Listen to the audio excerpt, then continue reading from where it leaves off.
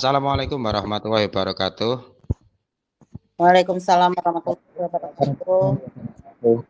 Ya, saya ucapkan terima kasih kepada Bapak Ibu semua sudah menghadiri diseminasi saya tentang budaya positif materi modul 1.4. Di sini nanti saya akan menge-share presentasi atau mempresentasikan tentang budaya positif modul 1.4. Saya akan mencoba mempresentasikan sebentar.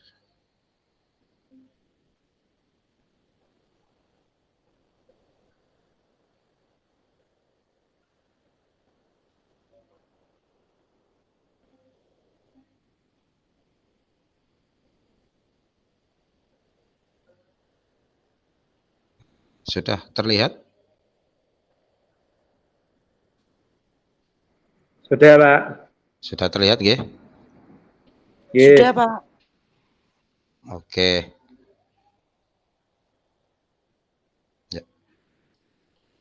Ya, ini diseminasi saya tentang budaya positif di modul 1.4. Nah, budaya positif itu antara lain ada disiplin positif, motivasi perilaku manusia, yaitu kaitannya dengan hukuman dan penghargaan. Kemudian yang ketiga posisi kontrol, yang keempat keyakinan atau kesepakatan kelas, kemudian segitiga restitusi. Pada kesempatan ini yang akan saya bahas di budaya positif adalah disiplin positif, keyakinan atau kesepakatan kelas, dan segitiga restitusi. Kita akan mulai yang disiplin positif dulu. Pengertian disiplin positif adalah disiplin dari kata disiplina yang berarti belajar. Konotasinya disiplin diri yang dapat membuat seseorang menggali semua potensi dirinya untuk mencapai suatu tujuan atau menjadi sesuatu yang dilakukan seseorang pada orang lain untuk mendapatkan kepatuhan. Slide-nya. Sebentar. Nah, ini sudah? Oke. Sudah, Pak. Iya, saya lanjutkan ya. Nah, disiplin positif ini adalah pendekatan dalam mengelola perilaku individu, terutama anak-anak, dengan mengedepankan pemahaman, empati, dan komunikasi yang baik.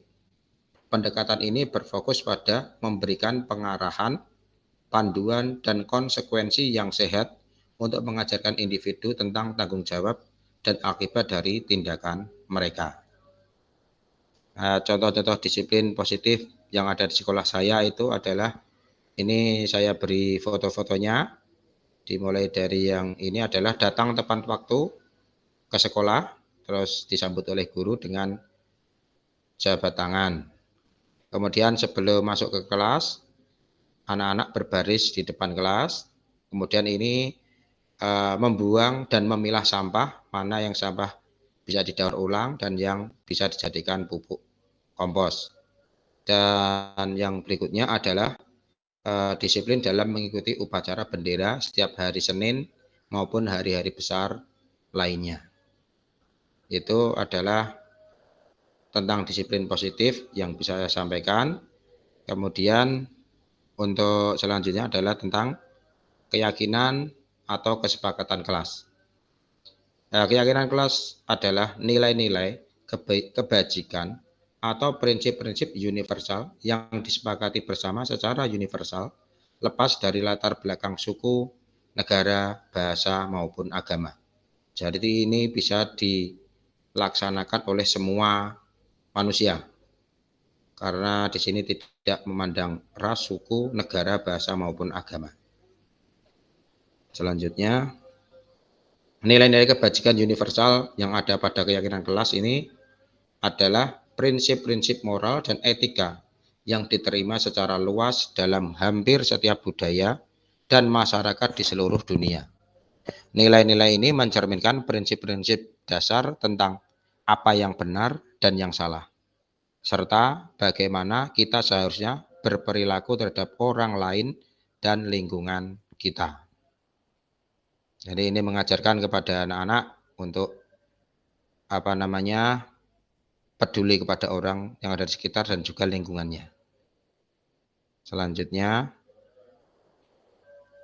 sebentar. Oke. Sudah terlihat, nggih? Halo? Sudah, Pak. Oke, saya lanjutkan. Sudah, Pak. Sudah. Kemudian, orang ngantuk, Dik. pentingnya nilai-nilai kebijakan universal dalam pendidikan. Di sini ada 4 pedoman atau nilai-nilai universal dalam pendidikan. Yang pertama, pedoman moral. Nilai-nilai ini memberikan pedoman moral yang kuat kepada individu, membantu mereka membuat keputusan yang baik dan beretika. Yang kedua, penghargaan terhadap keberagaman. Nilai-nilai kebajikan universal mempromosikan penghargaan terhadap keberagaman budaya dan latar belakang individu, membantu menciptakan lingkungan inklusif. Kemudian yang ketiga, pemahaman tentang kebaikan. Nilai-nilai ini membantu individu untuk memahami makna sebenarnya dari kebaikan dan altruisme, mendorong mereka untuk berperilaku baik terhadap orang lain. Dan yang terakhir, pengembangan karakter yang holistik. Penerapan nilai-nilai kebajikan universal membantu mengembangkan karakter yang holistik, termasuk integritas, kejujuran, dan keadilan. Selanjutnya, ini adalah dokumentasi penyusunan kesepakatan di kelas saya, yaitu di kelas 6, di SD Negeri Bintaro 9, yang dimulai dari ini anak-anak menulis sendiri aturan-aturan yang akan mereka laksanakan. Kemudian tulisannya itu ditempel dalam sebuah kertas yang besar. Ini menggunakan kertas warna-warni itu ya. Setelah itu, setelah semuanya menempel aturan yang dibuat oleh murid, baru menggunakan kata-kata positif untuk menjadi hasil kesepakatan kelas bersama. Dan ini semuanya dari murid. Guru tidak ikut-ikut membuat aturan seperti ini. Hanya memfasilitasi saja. Hasilnya bagaimana? Inilah hasil kesepakatan kelas saya di kelas 6 SD Negeri Bintaro 9. Nah ini. Ada 9 kesepakatan bersama, yaitu yang pertama, buanglah sampah pada tempatnya. Kemudian menjaga kebersihan kelas. Yang ketiga, datang ke sekolah tempat waktu. Yang keempat, makan dan minum di luar kelas. Yang kelima, belajar dengan sungguh-sungguh. Yang keenam, disiplin dalam belajar. Yang ketujuh, berperilaku dan berbicara sopan santun, baik kepada sesama murid maupun kepada guru. Yang kedelapan, konsentrasi dalam pembelajaran. Yang kesembilan, saling menghormati dan menghargai. Ini kalimat positif dari aturan-aturan yang tadi dibuat oleh siswa. Selanjutnya adalah tentang segitiga restitusi. Restitusi sendiri itu adalah proses menciptakan kondisi bagi murid untuk memperbaiki kesalahan mereka, sehingga mereka bisa kembali pada kelompok mereka dengan karakter yang lebih kuat. Ini menurut Goosen di tahun 2004. Nah, segitiga restitusi itu apa? Segitiga restitusi itu adalah langkah-langkah dalam mengatasi permasalahan yang terjadi pada murid. Nah, seperti inilah segitiga restitusi dengan 3 langkahnya. Yang pertama, menstabilkan identitas, kemudian memvalidasi kebutuhan, yang ketiga, menanyakan keyakinan. Ketiga langkah ini tidak boleh dibolak-balik, karena ini menstabilkan identitas adalah dasarnya, kemudian validasi kebutuhan, yang terakhir menanyakan keyakinan. Seperti apa? Contohnya dalam menyelesaikan masalah pada murid dengan segitiga restitusi. Sebelum itu, mari kita pahami dulu langkah-langkah dalam segitiga restitusi.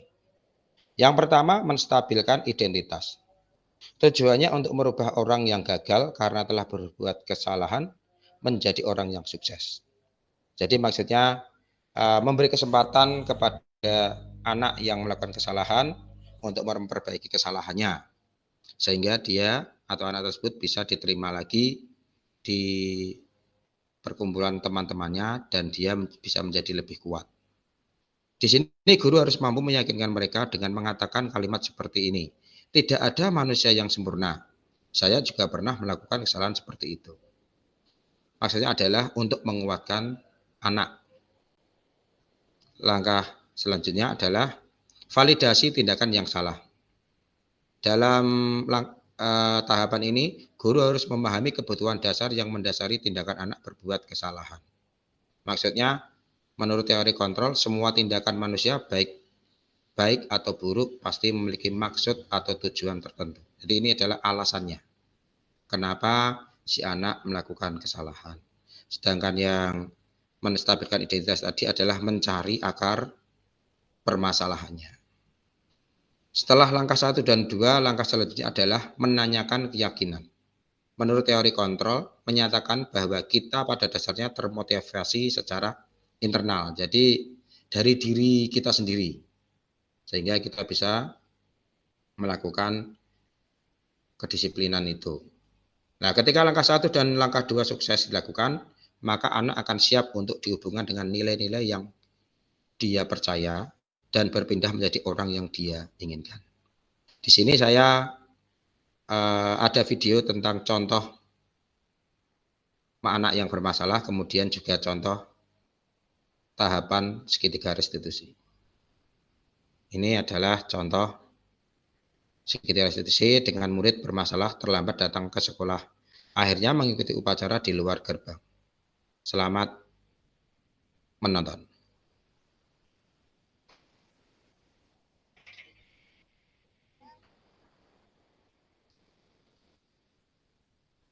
Ya, karena kebetulan saat itu hari Senin, si anak terlambat sekolah, kemudian mengikuti upacara di luar gerbang sekolah. Setelah itu si anak saya panggil, kebetulan dia adalah murid saya. Lanjutnya adalah saya melakukan segitiga restitusi yang saya buat video dengan anak tersebut. Nah, ini adalah penyelesaian murid bermasalah. Guru menggunakan segitiga restitusi melalui menstabilkan identitas, validasi tindakan yang salah, dan menanyakan keyakinan kelas. Ini videonya.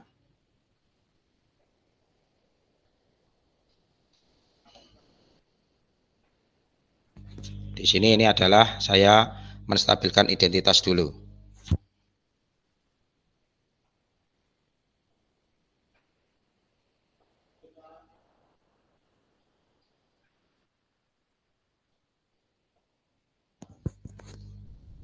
Nah, ini adalah validasi tindakan yang salah.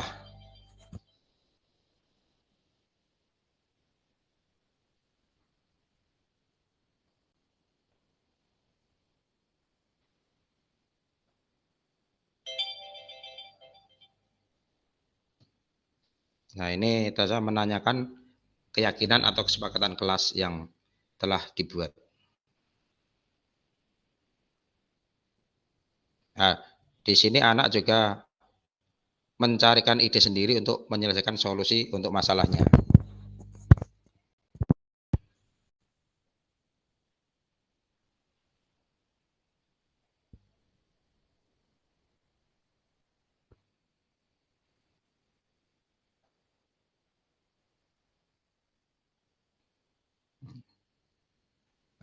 Dari yang saya paparkan tadi, baik disiplin positif, keyakinan atau kesepakatan kelas, dan segitiga restitusi, kesimpulannya adalah penerapan budaya positif di sekolah antara lain melalui disiplin positif, yaitu dengan meningkatkan karakter dan disiplin murid, kemudian keyakinan kelas dengan kesepakatan bersama sebagai pengingat dalam berdisiplin, bukan sebagai aturan, yaitu sebagai pengingat mereka untuk menumbuhkan kesadaran diri mereka. Dan yang ketiga, melalui segitiga restitusi, yaitu penyelesaian masalah atau murid yang bermasalah dengan cara yang baik. Terima kasih.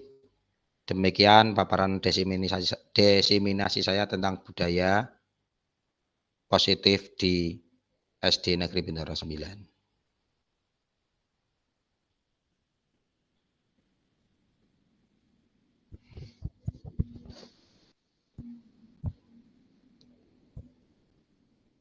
Ya. Mungkin ada yang mau ditanyakan atau memberi saran, masukan, saya persilahkan.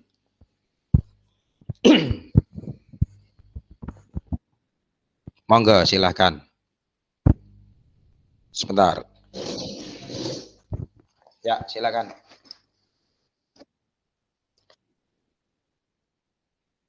Ya.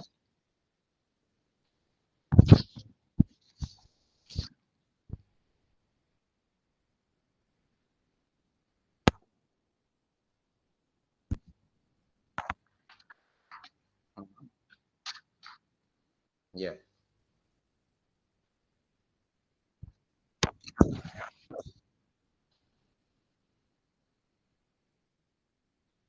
Betul, betul.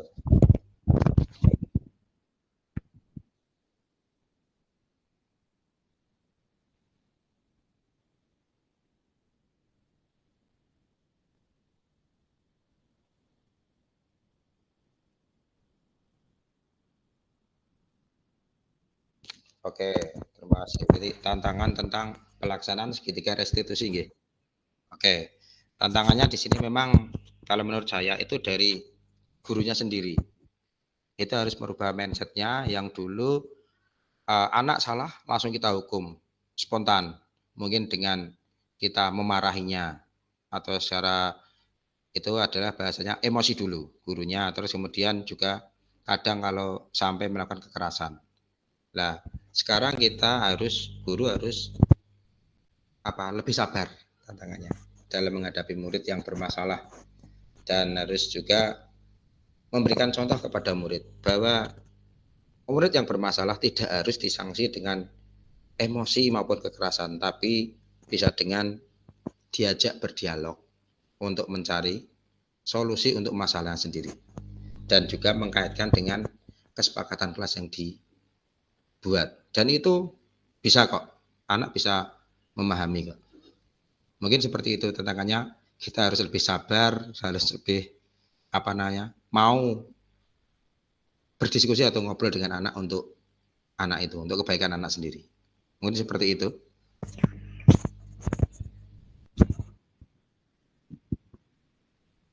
Ya.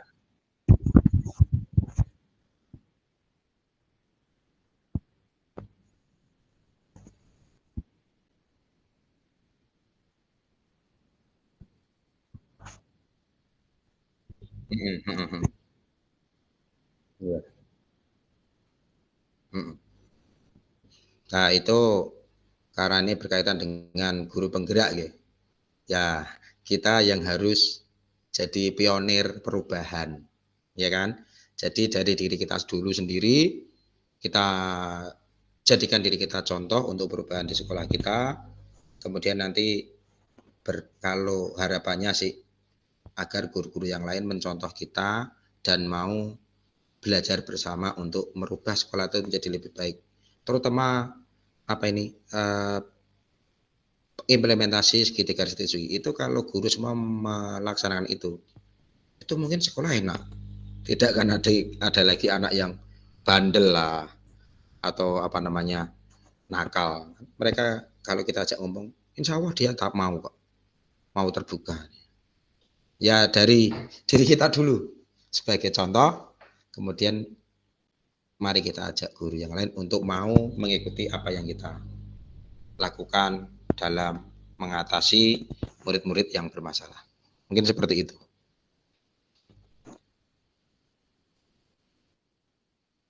Sama-sama. Mungkin yang lain, monggo saya persilahkan. Kalau mau bertanya, memberi masukan dan sarannya, monggo silahkan.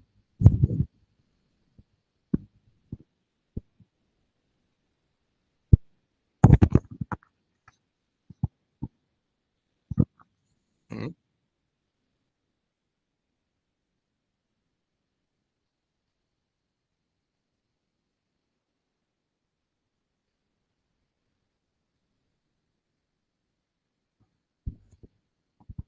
Hmm. Kalau perasaannya saat saya panggil, dia malu karena di sini kan ternyata si anak itu rumahnya dengan sekolah dekat. Nah, dia malu karena wong rumah saya dekat kok saya terlambat. Tapi karena alasan tadi kan membantu ibunya, kakaknya kan sakit, dia bantu jagain. Jadi bangunnya kesiangan, dia malu setelah saya beritahu, saya panggil, saya beri kesempatan untuk solusinya bagaimana, karena itu dari dia dan dia akhirnya pun menyadari kesalahannya dan mau memperbaikinya. Ya senang sih kalau saya lihat anaknya setelah mendapat solusi itu. Begitu.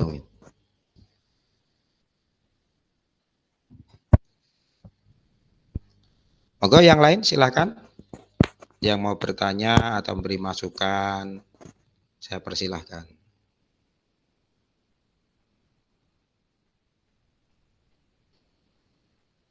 Bu Risa, mungkin ada pertanyaan atau Pak Tias Adi, Bu Kurnia Wega, monggo. Kalau ada masukan dan saran, bertanya juga boleh.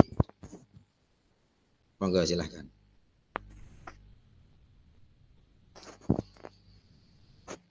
Ya, intinya di sini budaya positif kalau diterapkan di sekolah itu, kalau memang benar-benar diterapkan, itu sekolahan bisa sesuai harapan kita kok, sesuai dengan harapan apa Ki Hajar Dewantara.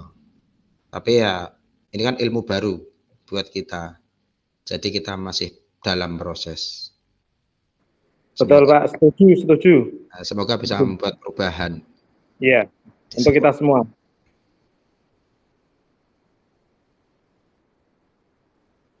Betul.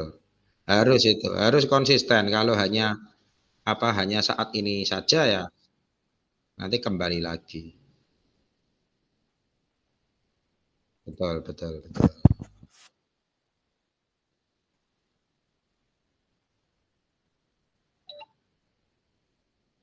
Mm-mm.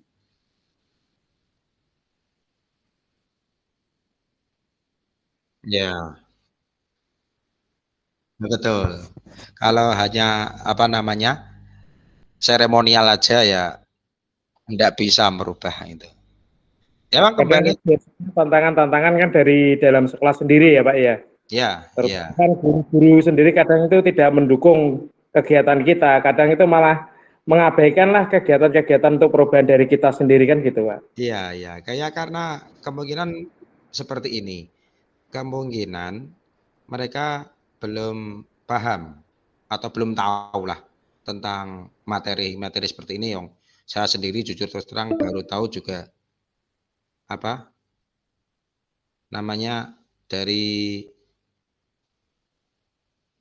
materi CGP ini. Jadi ya saya baru tahu dan saya berusaha melaksanakan itu semua walaupun masih dalam proses dan apa namanya tetap berusaha menjalankan. Bagaimana nanti ya saya lihat nanti. Yang penting saya jadi contoh dulu. Kalau tentang guru-guru yang mungkin tidak mendukung atau tidak mau tahu, ya sudah, kita dulu yang jadi contoh. Daripada kita memaksa orang yang tidak mau malah nanti jadinya tidak enak lah. Masalahnya itu tiap hari ketemu, masuk ah, jadi Menekan ya. suasananya tidak enak. Lebih baik ya kita sendiri laksanakan. Toh kalau itu mereka merasa, oh kok bagus, ada perubahan. Dengan begitu kan mungkin nanti mereka juga ikut gitu loh.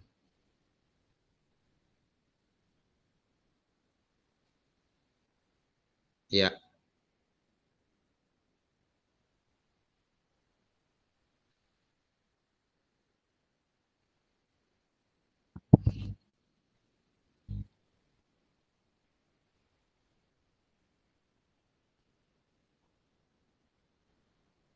Mhm. Iya, iya, iya, betul.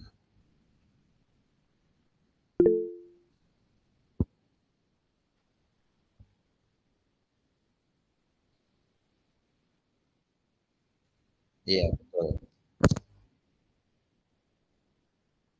Mhm. Iya,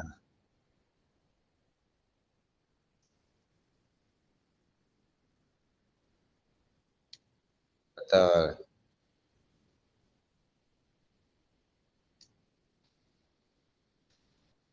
Mhm. Iya.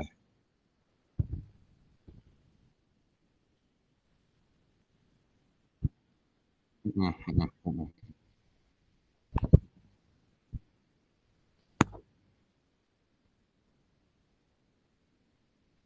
Mhm mhm mhm mhm. Iya, iya, betul betul. Ya kembali ke diri masing-masing lah. Kesadaran diri kan tidak bisa kita paksakan, gitu. Menurut saya seperti itu sih. Ya memang tantangan kita di CGP ini memang, ya itu, teman-teman kita yang kadang tidak mendukung atau, "Ah, buat apa sih kayak gitu?" Nah, saya sering tuh mendengar seperti itu. CGP marahi apa namanya, marahi, banyak pekerjaan seperti itu. Tapi setelah saya mengikuti CGP juga asik loh, banyak materi yang ilmu pengetahuan dan wawasan yang saya terima gitu.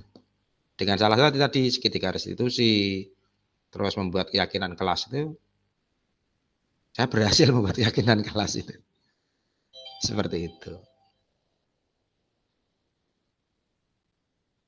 Mungkin yang lain monggo,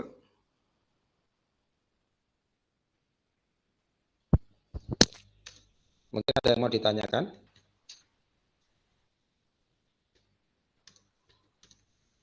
Nambahi saja Pak. J. Konsistensi Pak, konsistensi buat mengajak Pak. Ya.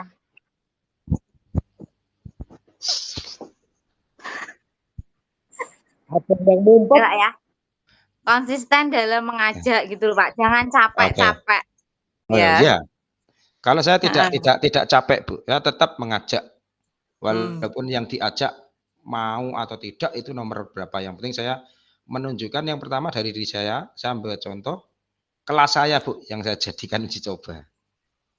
Nah, kalau Ya. kelas saya sudah Semangat. harus semangat, Bu. Kelas saya jadikan uji coba, pokoknya kelas saya harus jadi contoh, gitu.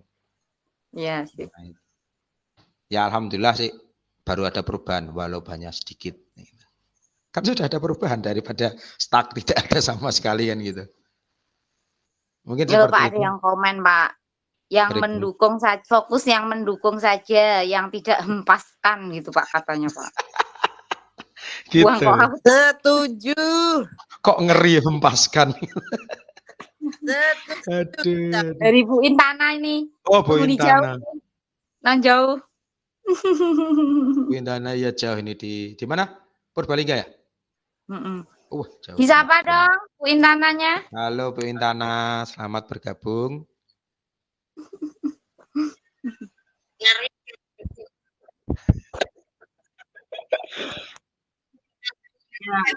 Eh, Bintang tamu ini toh luar biasa pokok main. Saling mendukung, saling Oh iya, menyemangati. terima kasih Bu Intana. Ini kalau setelah 10 menit ini nanti join lagi atau gimana? Mungkin kalau enggak, ini saya oh, susah di-set di sini, Pak. Maaf baru gabung. Oh, yang keyakinan kelas itu memang tidak ada videonya. Kan itu hanya foto. Yang ada videonya tadi Bu Intana apa? Segitiga restitusi. Yang keyakinan kelas Gak apa-apa hanya ditayangkan toh. oh, begitu. Oke, siap. Mana Tinggal tadi? 5 menit. Iya. Kok hilang? Sebentar. Nah, tinggal 5 menit.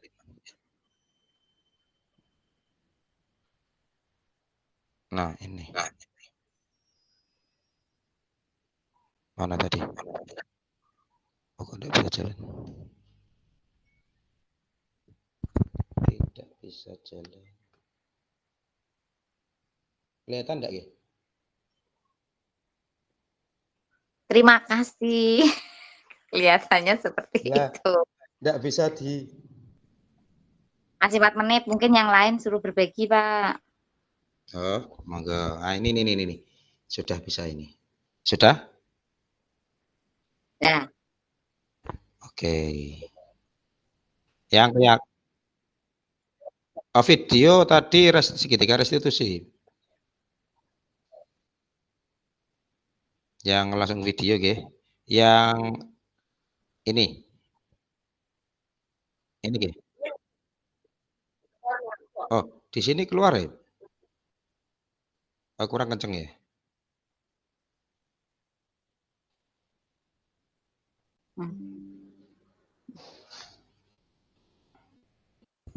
Suaranya kekecilan.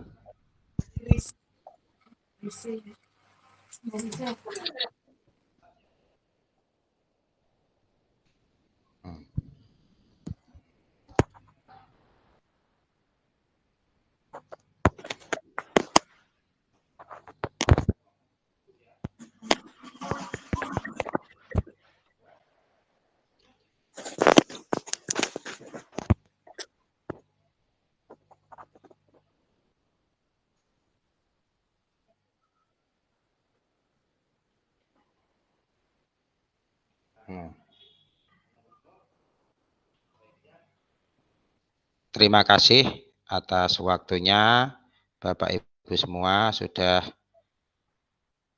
hadir dalam diseminasi budaya positif modul 1.4 yang saya paparkan melalui tatap maya ini. Semoga bermanfaat baik bagi saya dan bagi jenengan semua. Akhirnya saya ucapkan lagi terima kasih dan wassalamualaikum warahmatullahi wabarakatuh. Waalaikumsalam warahmatullahi wabarakatuh. Terima kasih semuanya. Assalamualaikum warahmatullahi wabarakatuh. Waalaikumsalam warahmatullahi wabarakatuh. Ya, terima kasih sudah hadir di sini di diseminasi ya dari saya tentang budaya positif pada modul 1.4 ya anak-anak ya.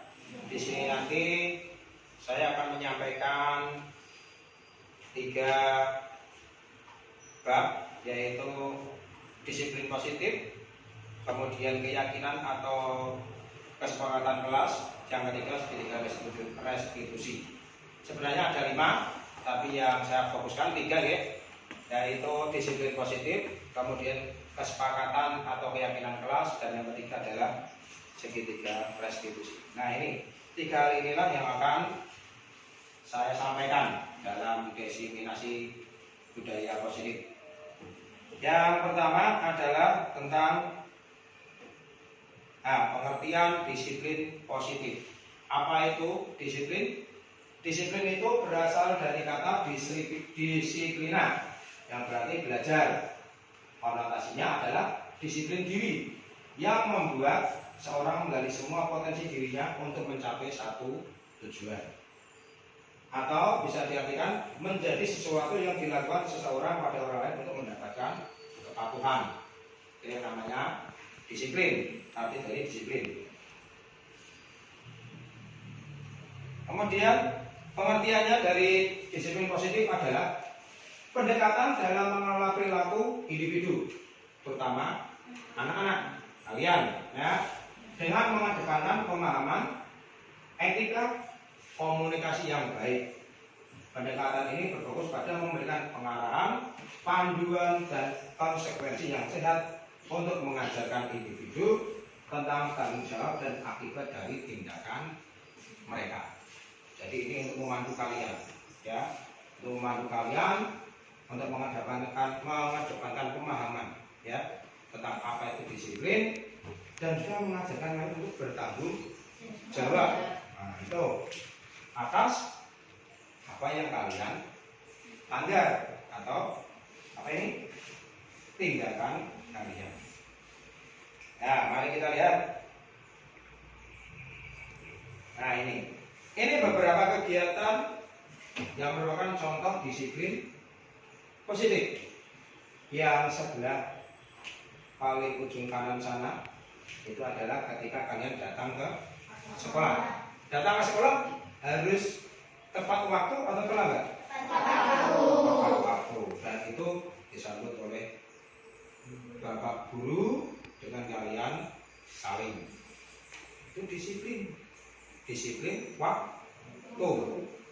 Yang kedua, berbaris di depan kelas, di mana sudah kalian lakukan setiap pagi ya. Sebelum masuk kelas kalian baris, kemudian salin pada Bapak Guru. Yang ketiga, ini membuang dan memilah sampah. Kita tidak hanya membuang sampah tok, tapi dipilah mana sampah organik, mana sampah yang non organik. Karena kalau yang organik masih bisa didaur ulang, betul. Plastik jadikan satu sama plastik.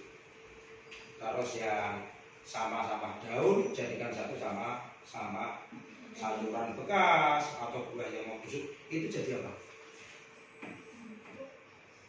Pupuk kompos. Iya, nanti caranya gimana? Ditanam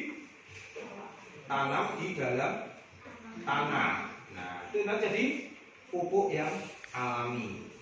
Gitu. Makanya mari mulai sekarang kita pilah sampah. Mana yang bisa dijadikan uang, dan mana yang bisa dijadikan untuk manfaat untuk tanaman. Nah, Pak, yang satu lagi sampah yang tidak bisa diuraikan apa itu? Plastik, kaca, apa lagi? Besi, banyak kan? Nah, dengan memilah sampah kita akan bisa mencari tahu mana sampah yang bisa digunakan dan yang tidak. Yang keempat adalah mengikuti upacara bendera setiap hari Senin, dan dari apa? 17 Agustus itu maksudnya hari apa? Hari besar nasional. Besok tanggal 28 kita akan memberikan apa? Nah, itu harus upacara kan? Nah, ini beberapa contoh disiplin positif yang dimulai dari siapa? Dari diri kita sendiri, bukan dari orang lain, dari diri kita sendiri. Dengan maksud apa? Menghargai diri dan menghargai waktu. Kalau kita ingin jadi orang hebat, ayo disiplin. Hargai diri kita, hargai waktu kita. Itu tentang disiplin positif. Oke, dari disiplin positif ini ada yang mau bertanya? Oke, Mbak Jihan. Apa contoh disiplin positif di kelas? Oke, contoh disiplin positif di kelas. Coba ada yang mau jawab? Tidak ada? Mari, disiplin positif di kelas itu contohnya kita tidak boleh datang. Masuk sekolah berapa? 7. Jadi sebelum jam 7 harus sudah masuk kelas. 1. Yang kedua, kalau kita punya jadwal piket, apa yang kita lakukan? Harus piket. Berangkatnya lebih awal atau tidak? Lebih awal. Harus lebih awal. Jadi kelas sudah bersih, itu belajar enak kan? Nah, apalagi contoh yang di kelas, disiplin di kelas, yaitu apa? Masuk kelas sesuai dengan waktunya. Kalau sudah saatnya istirahat, kita keluar. Kalau sudah saatnya masuk, harus masuk. Dan yang berkaitan dengan kalian, apa? Disiplin apa di kelas? Apa ya?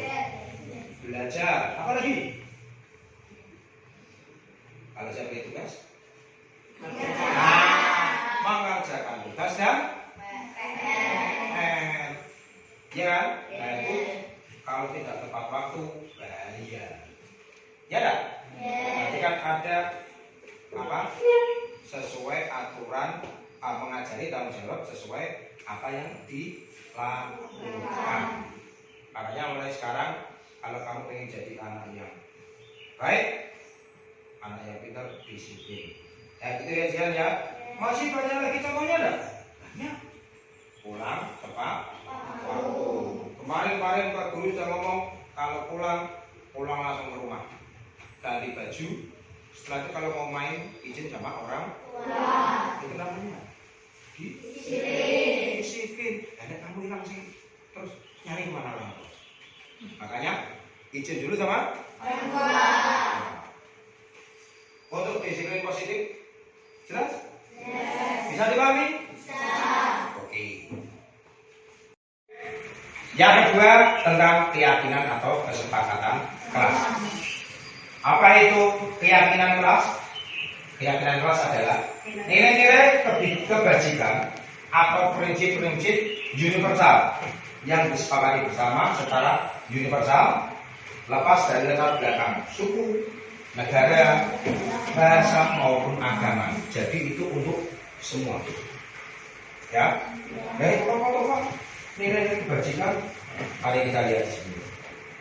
Nah, nilai-nilai kebajikan universal adalah prinsip-prinsip moral dan etika yang diterima secara luas dalam hampir setiap budaya dan masyarakat di seluruh dunia. Nilai-nilai ini mencerminkan prinsip-prinsip dasar tentang apa yang benar dan yang salah, serta bagaimana kita seharusnya berperilaku terhadap orang lain dan lingkungan kita. Itu apa? Nilai-nilai yang baik. Iya kan? Nilai baik tentang apa yang benar dan salah.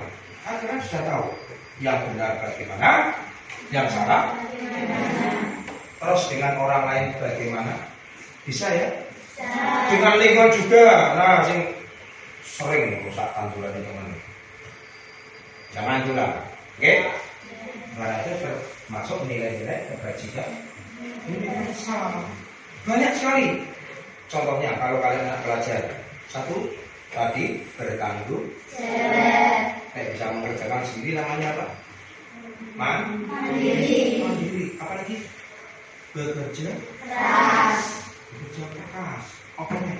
Belajar dengan sungguh-sungguh rajin dia. Itu nilai-nilai universal. Ini berguna untuk kamu sebagai dasar fondasi kamu masih anak SD. Nanti kalau tambah dewasa, kalau ini sudah sering kamu terapkan, kamu akan jadi orang baik. Ingat, jadi orang baik itu lebih penting daripada orang berilmu. Lebih baik kamu beradab, ya, daripada hanya berilmu. Tapi kalau bisa dua-duanya, mantap. Beradab dan juga berilmu. Lanjut. Ini kenapa kok nilai-nilai kebajikan universal itu kok harus dilaksanakan? Ini pentingnya nilai-nilai kebajikan universal dalam pendidikan. Pertama, pedoman moral. Memberikan pedoman moral yang kuat kepada individu, membantu mereka membuat keputusan yang baik dan beretika. Moral dari mana? Ini. Oke? Dari nilai-nilai yang baik. Kok kalau ada teman jatuh, sebaiknya bagaimana? Apa ditertawakan? Itu nilai moral. Kalau ada orang yang temannya tidak bisa jajan, tidak sanggup, apa yang kita lakukan? Membantu, setidaknya membagi jajanan atau tidak memberikan jajanan. Moral. Yang kedua, penghargaan terhadap keberagaman, yaitu nilai-nilai kebajikan universalnya mempromosikan penghargaan terhadap keberagaman budaya dan latar belakang individu, membantu menciptakan lingkungan inklusif berkaitan dengan suku, bangsa, agama. Namanya apa? Nah, di pelajaran PPK namanya apa? Toleransi. Ini penghargaan terhadap keberagaman. Tidak semua orang sukunya sama. Nih dari suku Sunda. Di sini sudah lumayan lama bisa bahasa Jawa, ya kan? Nah, ada yang agamanya Islam, ada yang tetangga agamanya tidak Islam. Ada. Nah, kita harus saling menghargai, toleransi. Jangan menghina, nggak boleh. Oke, saling menghargai. Ya. Yang ketiga, pemahaman tentang kebaikan, yaitu nilai-nilai ini membantu individu untuk memahami makna sebenarnya kebaikan dan altruisme, mendorong mereka untuk berperilaku baik terhadap orang lain. Baik terhadap orang lain. Harus baik. Karena kebaikan kita sama orang lain nanti kembali ke diri kita. Oke? Contoh kalau kamu membantu orang lain, mungkin nanti ke depannya kamu juga dibantu orang lain. Kalau tetangga punya hajat, punya gawe, ada yang mau tidak?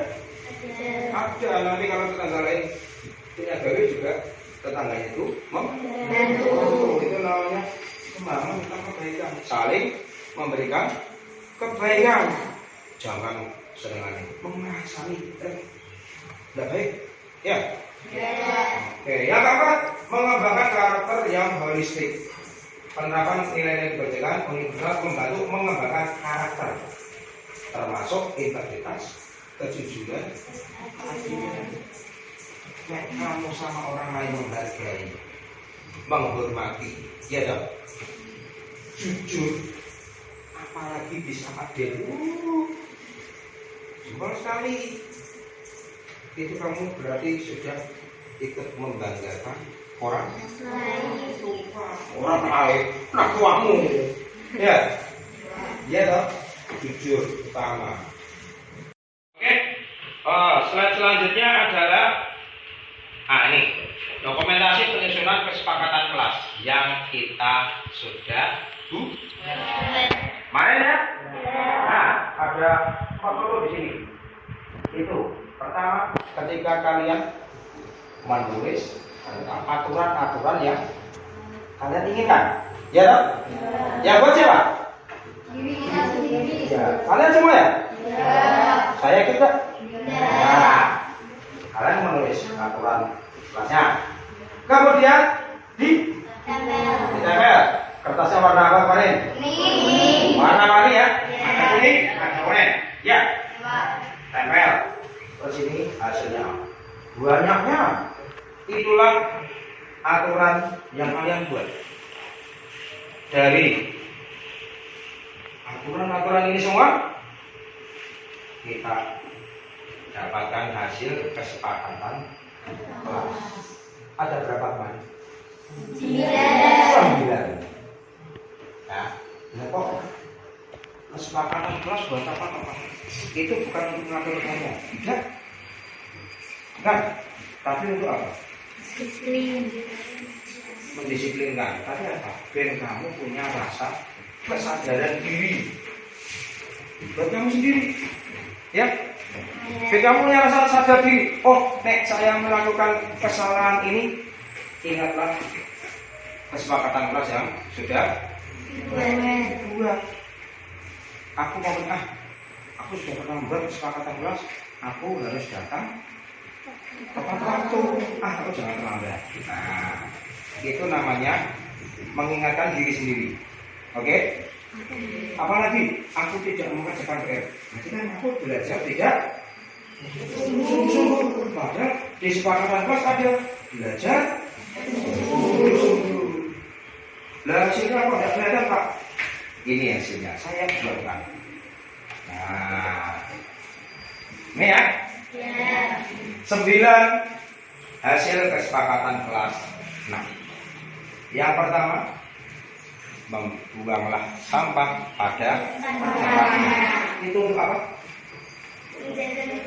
Menjaga kebersihan. Yang kedua, menjaga kebersihan. Untuk apa? Kenyamanan kelas. Nek kelas kotor enak ya? Nek bersih? Yang ketiga, datang ke sekolah tepat waktu. Apa itu? Kedisiplinan, menghargai waktu. Daripada kamu ya Allah, ya sampai sini mau bisa berjos. Nah, hasilnya enak. Jadi keringetan semua, ya kan? Iya. Apa? Makan dan minum di luar kelas. Nah, masih ada yang makan dan minum di dalam kelas? Ada. Ingat itu, ya? Makan itu di dalam kelas. 5. Belajar dengan sungguh-sungguh. Belajar sungguh-sungguh, belajar malah guyon. Boleh tidak? Boleh. Nih, belajar sungguh-sungguh, terapkan. Ya. Nah, disiplin dalam belajar, baik mengerjakan tugas, PR, apa lagi? Mengikuti upacara. Ya. Baliknya siapa lagi? 7. Berperilaku dan berbicara sopan. Apa itu maksudnya? Sopan. Ada. Menghormati dan menghargai. Kalau ngomong baik, orang sudah ngomong baik. Nek kamu apa namanya sama orang gaya, orang menghargai kamu enggak? Tidak. Ayo berperilaku dan berbicaranya harus sopan. Ini kamu bisa mengerjakan ini. Orang tuamu ikut bangga. Anakku sekarang ikut apa? Kenapa? Di rumah ngomongnya bosok. Nek jalan, ambil di jalan. Wah, Masya Allah. Wah. Ya. 8. Konsentrasi dalam belajar. Apa itu maksudnya? Ayo. Fokus. Nek ada guru menerangkan, fokus dengarkan. Oke? Biar apa yang disampaikan guru dan bapak ibu masuk. Oh, aku paham. Ya? Nah, itu. Saling menghormati dan menghargai. Dilarang membuli, mengejek, menghina. Dilarang. Di sekolah kita sudah ada ya? Larang membuli. Jangan dilakukan. Bahaya. Oke? Kalau kita mau mengejek orang lain, kita tanya dulu. Oh, saya nek diejek. Suka enggak? Tidak. Makanya jangan mengejek atau menghina orang lain. Kita satu kelas, jadi satu sing rukun. Dari penjelasan tentang kesepakatan kelas, ada yang mau ditanya? Oke, Mas Fadir. Kenapa keyakinan atau kesepakatan kelas? Kenapa bukan peraturan? Oke, kenapa keyakinan atau kesepakatan kelas tapi bukan peraturan? Oke, jadi kalau kesepakatan yang buat siapa? Yang bertanggung jawab. Tapi kalau aturan yang membuat tidak kalian, bisa orang lain, bisa gurumu, bisa sekolah, dan itu makso harus ditaati. Contohnya apa? Seragam sekolah, ya? Senin Selasa putih merah. Coba kamu pakai batik. Ayo. Tidak sesuai aturan kan? Nah, itu satu. Dan kalau kesepakatan kelas, kalau kamu mau melanggar, itu kan untuk kembali ke diri kita. Oh, aku kayak gini salah. Jangan ingat lagi kesepakatan kelasnya. Ya, ini bukan untuk mengatur kamu, tidak. Satu itu kembali menyadarkan kamu. Ben kamu semakin baik, semakin disiplin. Ya, itu kenapa tidak aturan kelas, tapi kesepakatan kelas yang dibuat oleh bersama. Kalau tata tertib itu ada yang buat siapa? Sekolah. Ada sanksinya deh. Ini ada.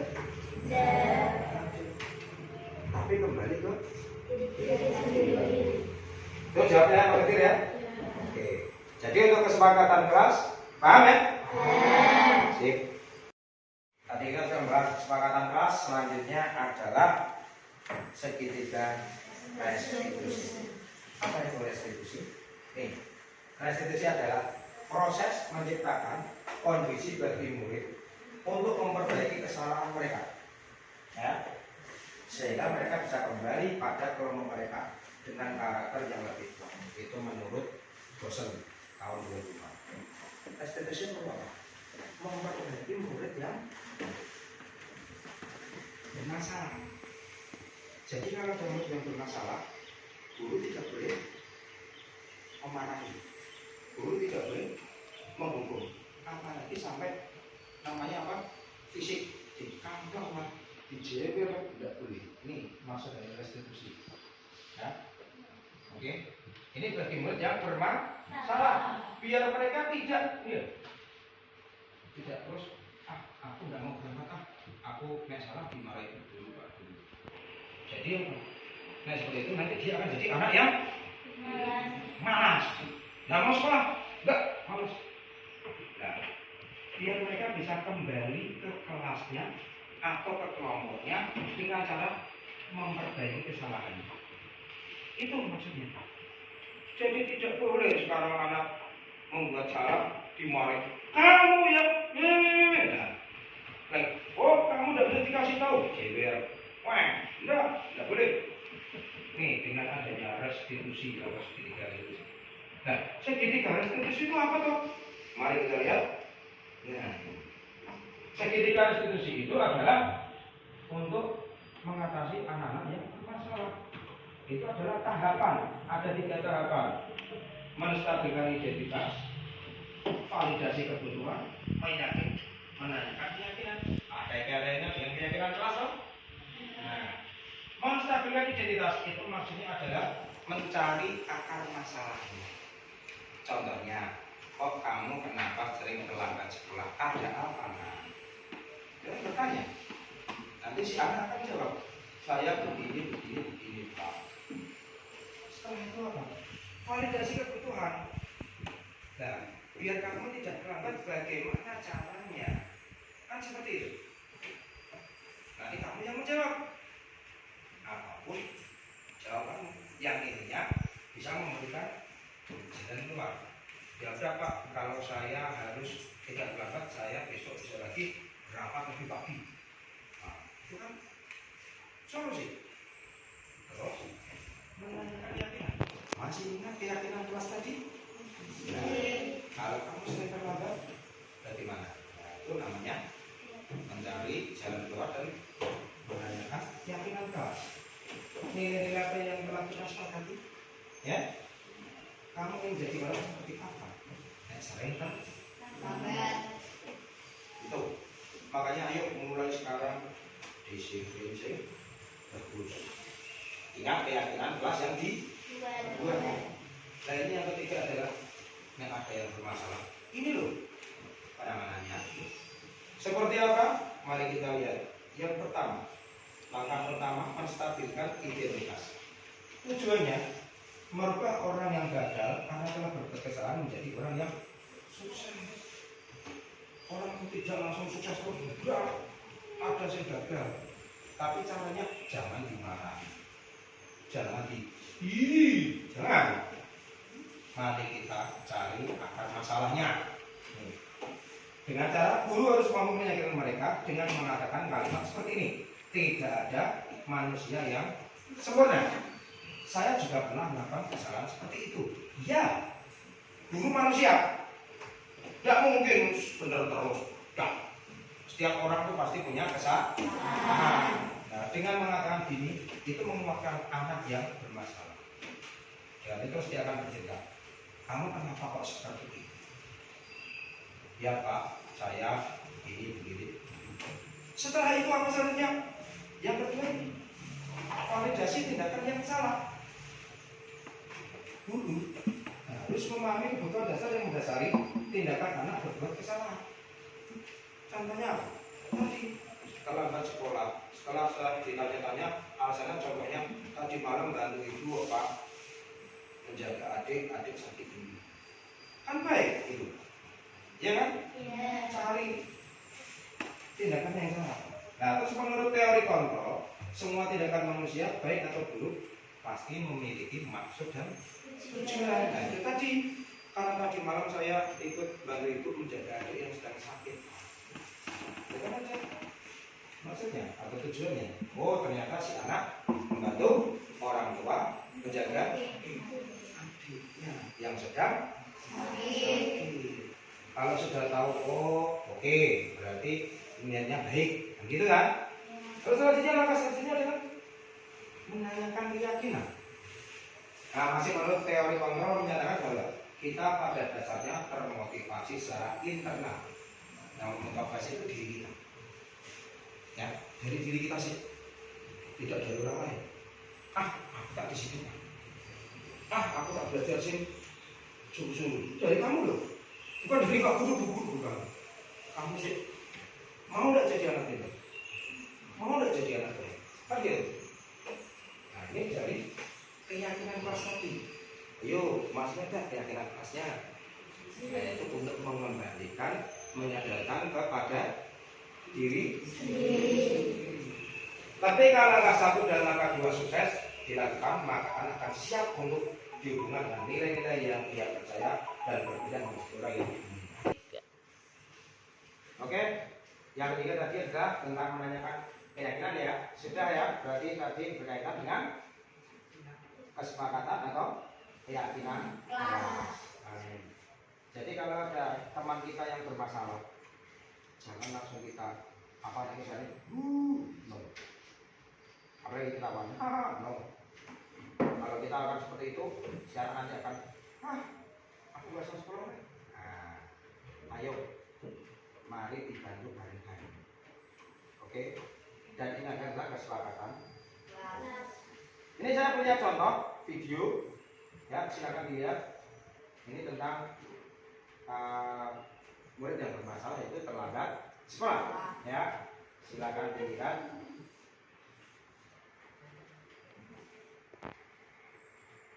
Oh, ternyata tidak bisa dibuka videonya. Bisa ya, saya lihat.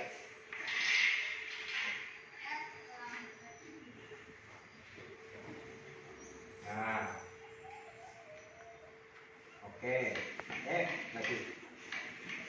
Ini tentang murid yang bermasalah terlambat datang ke sekolah. Kebetulan itu pas hari Senin, jadi dia ikut upacara di luar gerbang, ya kan? Nah, gerbangnya sudah ditutup, mau masuk mana? Ya udah, dia terpaksa ikut upacara di depan gerbang. Nah setelah itu apa? Saya memanggilnya, ya, saya memanggilnya untuk melaksanakan dengan maksud mencari apa masalahnya. Mari kita lihat. Nih, ya.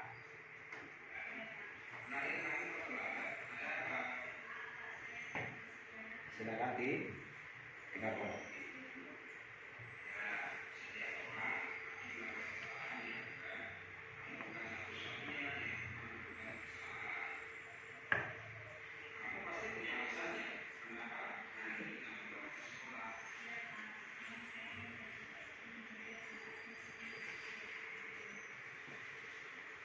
Ada alasannya ya, kenapa dia terlambat ya?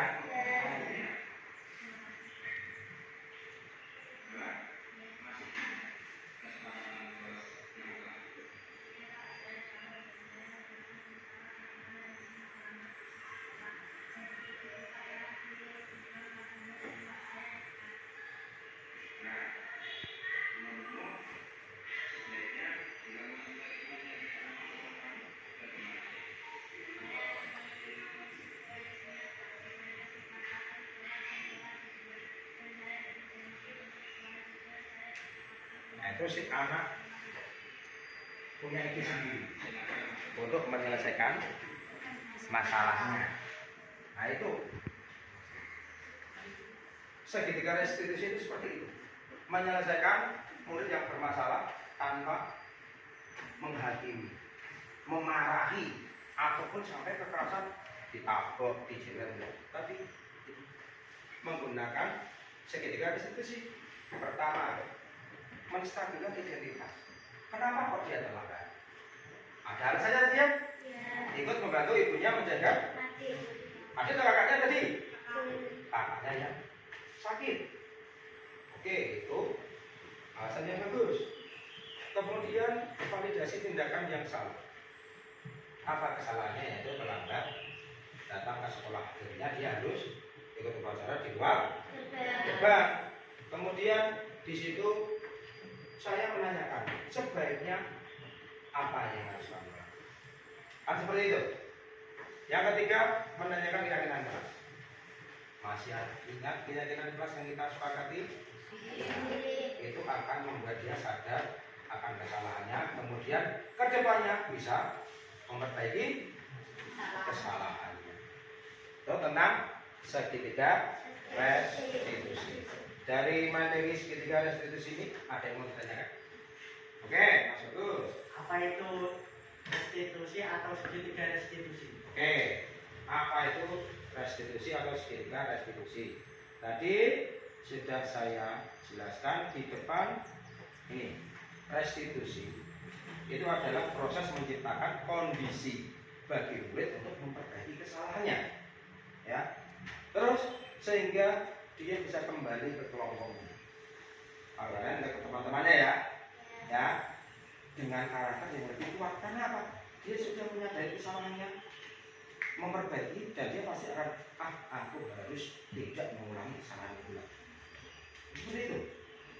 Berarti segitiga restitusi apa? Hampir sama. Segitiga restitusi adalah langkah-langkahnya dalam mengatasi murid yang bermasalah. Ada memvalidasi menstabilkan identitas, kemudian memvalidasi kebutuhan, yang ada menanyakan keyakinan. Tujuannya apa? Biar anak ini punya pemahaman akan kesalahannya, terus dia sendiri yang mencari solusinya. Ya sudah Pak, kalau saya sependapat, besok saya akan berangkat lebih pagi lagi. Nah, kan gitu. Apakah tadi gurunya memaksa? Oke ya. Dia Mas Bagus ya. Nah, dari yang saya terangkan tadi, kesimpulannya adalah seperti ini. Penerapan budaya positif di sekolah antara lain melalui disiplin positif, yaitu meningkatkan karakter dan disiplin murid. Yang kedua, keyakinan kelas atau kesepakatan kelas, yaitu kesepakatan bersama sebagai pengingat dalam berdisiplin. Ingat ya, kesepakatan kelas hanya sebagai pengingat, bukan untuk mengatur. Oke? Yang ketiga, segitiga restitusi, yaitu menyelesaikan murid bermasalah dengan cara yang baik dan manusiawi. Sekarang tidak ada namanya ini bocah, oh no. Bocah ini nanti dendam, ya kan? Apalagi dia sampai, aku tidak mau belajar, gurunya galak. Aku tidak mau belajar, aku malas karena, banyak sekali kan? Ya, itu tadi yang sudah saya jelaskan tentang budaya positif. Terima kasih sudah mengikuti diseminasi ini. Saya ucapkan terima kasih dan wassalamualaikum warahmatullahi wabarakatuh.